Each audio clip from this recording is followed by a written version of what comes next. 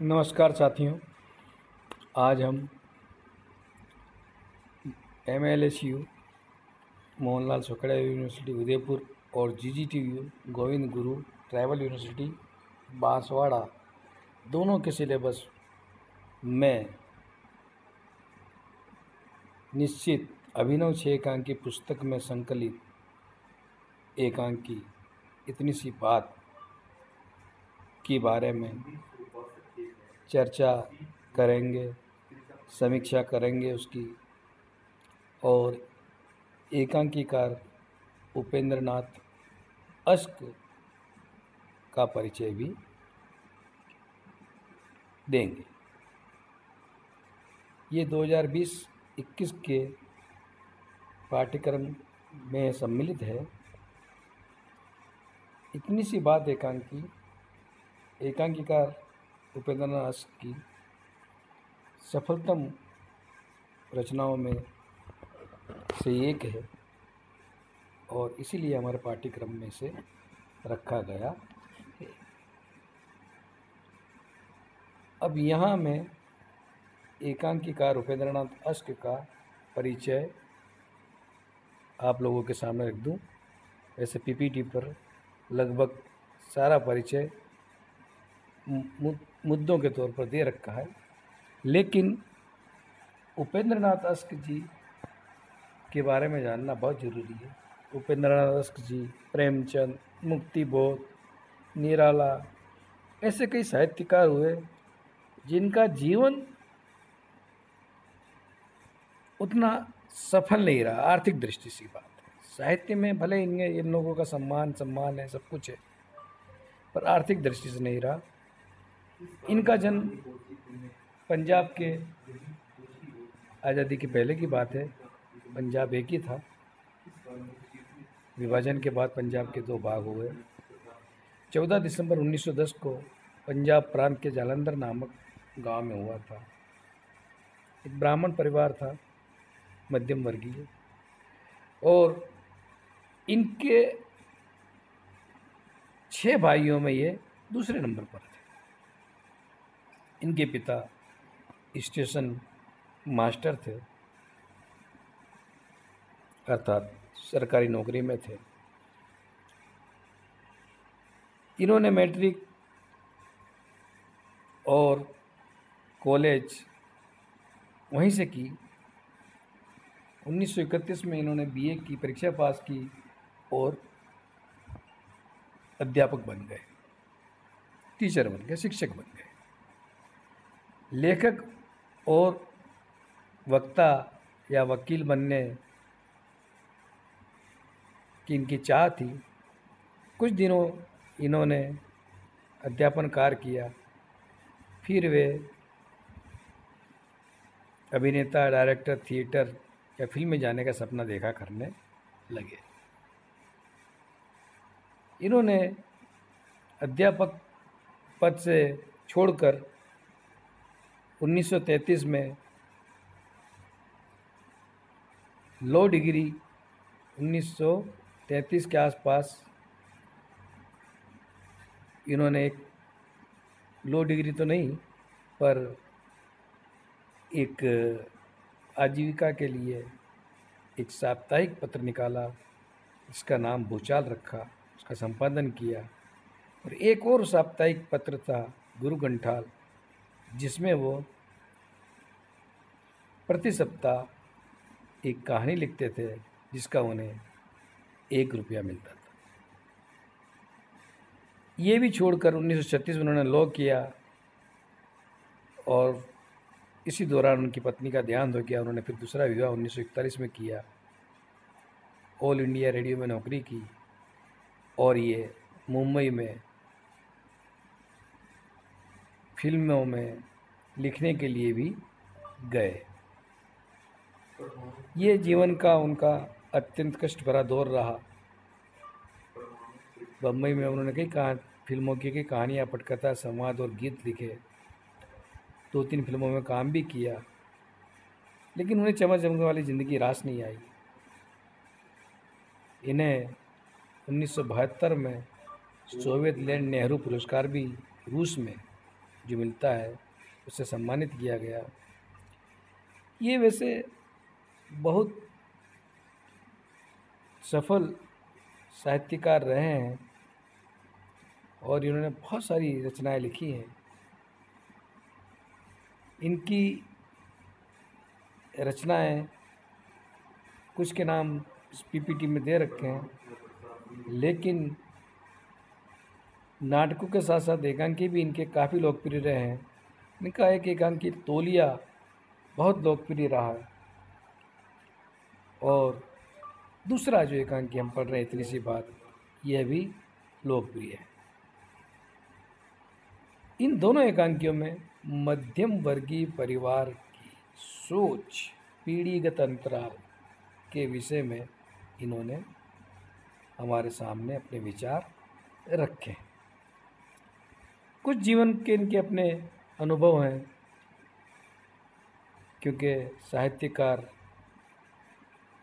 समाज से, अपने जीवन से, अपने अनुभव से ही प्रेरणा लेता है और फिर कोई साहित्यिक कृति रचने का प्रयास करता है। इनके काव्य ग्रंथ तो बहुत लिखे हुए हैं, कुछ के नाम हमने इसमें दे रखे हैं पीपीटी में, लेकिन इनके लेखन, कहते हैं इनके लेखन की जो प्रौढ़ता है, अनुभव की जो सच्चाई है, वह इनकी पहली पत्नी के मृत्यु के बाद, उसके बाद से इनके लेखन में एक गंभीरता, प्रौढ़ता और साहित्यिकता का समावेश है। हमारे पाठ्यक्रम में संकलित या प्रदत्त जो भी पुस्तक है अभिनव से एकांकी, उसका ये पहला एकांकी है। इतनी सी बात। अब उसकी हम समीक्षा करेंगे। समीक्षा का मतलब ये कि साहित्यकारों ने कहानी, उपन्यास, नाटक, महाकाव्य, काव्य, रेखाचित्र, संस्मरण, इनकी समीक्षा के लिए एक नियमित निश्चित तत्व बनाया, निर्देशित किए हैं आलोचकों ने। हम उन्हीं के आधार पर करेंगे। तो इतनी सी बात, एकांकी का भी हम एकांकी के तत्वों के आधार पर समीक्षा करेंगे।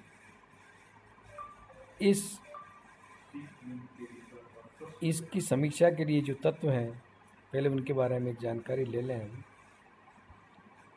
वैसे किसी भी कृति की समीक्षा के लिए, गद्य कृति की, कहानी हो, उपन्यास हो, नाटक हो, 5 तत्व माने गए हैं: कथा वस्तु, कथोपकथन, पात्र और चरित्र चित्रण, देश काल और वातावरण, और उद्देश्य। लेकिन यहाँ एकांकी में हमने 2 चीज़ें और जोड़ ली है। एक है संकलन त्रय, और नाटक होने की वजह से अभिनेता। इन्हें कुल 7 बिंदु हैं जिन पर श्री अस्क जी के इस एकांकी को हम कसेंगे, कसौटी पर कसेंगे और देखेंगे कि उसमें ये कितना सफल हुआ है।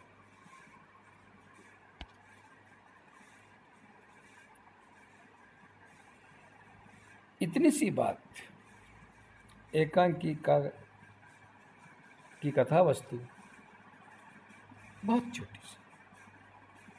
छोटी सी, यानी एक वाक्य ही समझ लो। एक वाक्य कहलाने के पीछे पूरी की पूरी एकांकी की घटना घटित हो जाती है। अब नौकर और नौकरानी की जो छेड़छाड़ है, वह आगे चलकर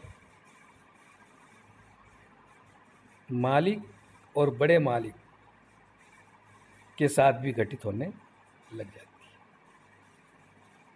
तो सवाल यहाँ के मध्यम वर्ग में ये कैसे मतलब से जुड़ा हुआ है।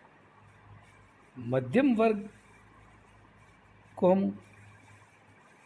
अगर स्त्री और पुरुष में भेद मतलब चर्चा करना चाहें तो इतना है कि पुरुष हमेशा स्त्रियों से अपने आप को श्रेष्ठ मानता है या इतनी अपेक्षा रखता है कि उसकी स्त्री मसलन पत्नी उसकी बात को मानेगी। और जो निम्न वर्ग है, मजदूर वर्ग, और इनमें तो क्या पति पत्नी आपस में लड़ते रहते हैं, झगड़ते रहते हैं, चलता है। मगर हम लोगों में, शिक्षित लोगों में, मध्यम वर्गों में पत्नियां आज्ञाकारी होती है और पतियों का सम्मान करती है, उनकी बात रख लेती है। पर होता ऐसा नहीं है। इस एकांकी में यही दिखा गया। बड़े नाटकीय ढंग से ये कथा वस्तु उठती है और उसी नाटकीय ढंग से इसका समापन भी हो जाता है। एकांकी के तो नौकर और नौकरानी, इनके इस कथानक, इस एकांकी के जो भी मूल पात्र है मध्यम वर्ग के, उसके घर के आपस में बातें करते करते रहते हैं। नौकरानी और नौकर दोनों पति पत्नी हैं। बात बात में कुछ बातें होती है तो वो शर्मा जाती है। इधर जो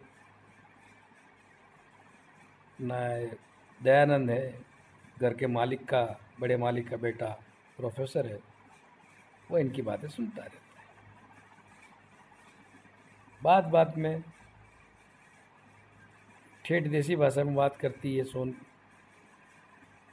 सोनिया, और शंकर उसे शुद्ध हिंदी में बोलने की बात करता है। तो वो पूछ बैठती सोनिया कि अच्छा भला बताओ, शर्म से पानी पानी हो गई को आपकी शुद्ध हिंदी में क्या कहेंगे।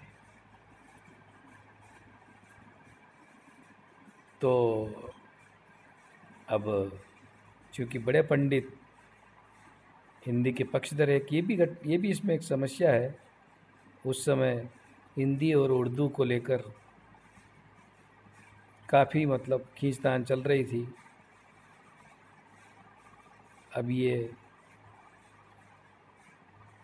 कथा वस्तु में उसका भी जिक्र है कि एक वर्ग खड़ी बोली में अरबी फारसी के शब्दों का बहिष्कार करके संस्कृत और प्राचीन आर्य भाषाओं के शब्दों को समावेश करना चाहता था। एक वर्ग जैसी भाषा है वैसे ही रखना चाहता था। तो जो बड़े पंडित जी हैं वो शुद्ध हिंदी के थे, संस्कृत और तत्सम शब्दों का इस्तेमाल को ज़्यादा जोड़ देते थे। उनका नौकर शंकर उनके नक्शे कदम पर चलकर ही शुद्ध हिंदी बोलता है और बड़ा खुश रहता है। याद भी दिलाता है कि केशवदास और मंडन मिश्र के नौकर चाकर भी संस्कृत बोला करते थे। किस दिन मंत्री हमारे यहाँ आए तो देख के खुश होंगे कि पंडित जी के घर के नौकर चाकर भी शुद्ध हिंदी बोल सकते हैं। लेकिन सोनिया ठेरी गांव की बात को ज़्यादा तुल नहीं देती, भाषा में क्या रखा है। तो उसके पूछे जाने पर कि शर्म से पानी होना को आपकी शुद्ध हिंदी में क्या कहते हैं, शंकर कहता है शुद्ध हिंदी में इसे कहेंगे मैं लज्जा से जलजल हो गई। सुनकर हंस पड़ती सोनी। दयानंद जो पीछे सुनता रहा उसे भी हंसी आ जाती है। अब शंकर जीत पकड़ लेता है कि तुम कहो कि मैं लज्जा से जलजल हो गई। सोनिया अजीब उधड़बुन में पड़ जाती है, ये क्या ज़रूरी है। तो अपनी गांव की भाषा से कहती है कि तुम ही लज्जा से जलो, हमें नहीं जलना, ये तुम्हारी लज्जा में तुम ही जलते रहो, अपनी ग्रामीण भाषा में। इस एकांकी में एक सोनिया और दूसरी बड़ी पंडित आई। दोनों ही देसी गाँव ग्रामीण भाषा बोलती हैं। बाकी पात्र पढ़े लिखे हैं, उनकी भाषा थोड़ी उत्कृष्ट है। यही बात बढ़ते बढ़ते वहाँ तक चली जाती है दयानंद तक। दयानंद सोचता है, अरे इतना सा बोलने में जाता क्या है, मैं अगर अपनी पत्नी से कहूँ तो बोल दे। ये छोटे लोग क्या समझे पति पत्नी के संबंध क्या होते हैं। यही बात अपनी पत्नी मृदुलता अर्थात मृदुला से कहता है कि ऐसी ऐसी बात हो रही है, अब मैं तुमसे कहूँ कि तुम बोलो लज्जा से जल जल, तो क्या तुम मेरे लिए नहीं बोलोगी। और यही मृदुला को ठेस लगती है कि मतलब ये मुझ पर अपनी बातें थोपना चाहते हैं। ये बात बढ़ते बढ़ते विवाद का रूप ले लेती है और ये खबर बड़े पंडित और पंडिताइन को पड़ती है, तो उनके बीच में भी इतनी सी बात लज्जा से जलजल हो गई। ये एक वाक्य है पूरी कथानक का। बात चलती तो बड़े पंडिताइन भी नहीं बोलती बड़े पंडित को। इस तरह से तीनों दंपत्ति में इस बात को लेकर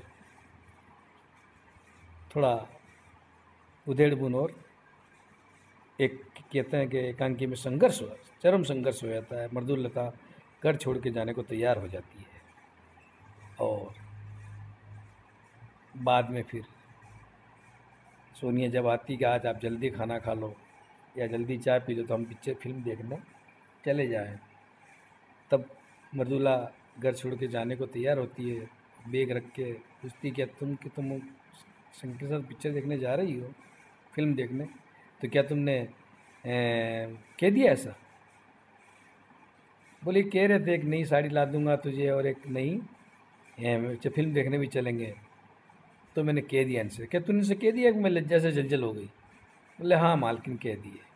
अब मृदुलता के मुँह से जैसे ही निकलता है मैं लज्जा से जलजल हो गई, तो दयानंद भी हंसने लगता है और कहता है कि बस ठीक है, अब तुम्हें कहीं जाने की ज़रूरत नहीं, मेरा काम हो गया। यानी पुरुष के अहम को यहाँ संतोष मिल जाता है। एक बार मुँह से निकलना था और निकल गया, उसके बाद यही बात बड़ी पंडिताइन के मुँह से भी निकलती है और पुरुष का अहम संतुष्ट हो जाता है। ये छोटी छोटी बातों को एकांकीकार हमारे सामने रखता